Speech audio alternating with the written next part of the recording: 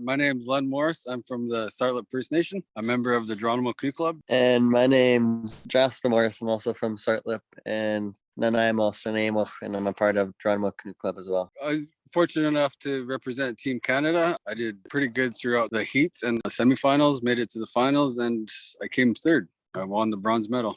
I was part of the solos and the V6 races. Liked the solos a bit better. I think my outcome was a bit better. Semifinals did good, placed first in my heat, so I went straight to the finals. Then finals, I ended up taking home the gold. Then in the other team races, I made it to the semis and the finals. It was a great feeling, like just to stand there on the podium and, get to represent Canada. And Jasper and I both held up the Geronimo Canoe Club flag. That was just pretty amazing. Just training so hard and putting in all the work to accomplish that. It was an amazing feeling. Not quite sure it hit me on the podium there until I stood up there and the song was playing. I was looking around and seeing all the familiar faces out there that I didn't know that I knew, but also thinking about everyone at home holding the Geronimo flag, the Saanich flag, and the canoe flag too. So it was good. Every day got at least an hour on the water, then a good hour on the road every day. Then we had our traditional races almost every weekend throughout the summer, so that was really nice to train. If I would have to guess, it was probably around like 20 hours a week. It was all worth it at the end, I think. I started preparing myself back in January when we kind of first decided that we're going to go and do this. We've been pretty much distant paddlers up until this year. We thought we'd try the sprints, and I started with a personal trainer back in January, I believe. Then a couple months after that, I went and did boxing. Then maybe 2 months before the competition, I started kickboxing as well as time on the water. So I put myself through quite a bit for this,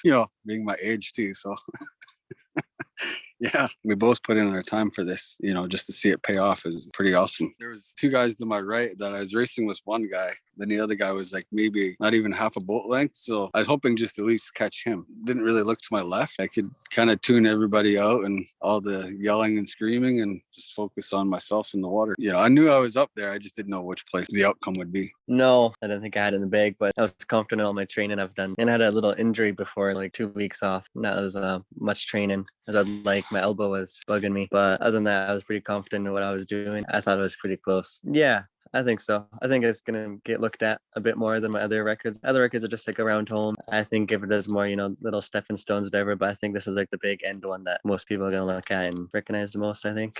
Yeah, it does. I haven't placed before on the world level. So, just to come away with a bronze is a pretty good feeling. In the Master 40 heat, I think there was between 25 to 30 to start. But when you have that many participants, I think there was 5 heats of 6. You keep winning and you keep racing. So I think my first heat, I came first. So I moved into the repechage. You come top 3 there, then you move on to the semis. So yeah, it's pretty intense.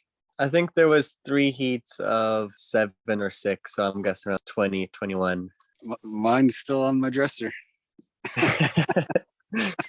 Mine, I have some of my past gold medals. I have a little pack actually holding up a couple of them. It's the newest one on there, I think so. Yeah, we did an interview with CTV last week, I believe, and Czech News reached out. But yeah, when we got back, I got COVID, so I wasn't able to do an interview then. Just go and have fun with it. Train hard, but also keep it fun. Yeah, I think what my dad said is pretty true.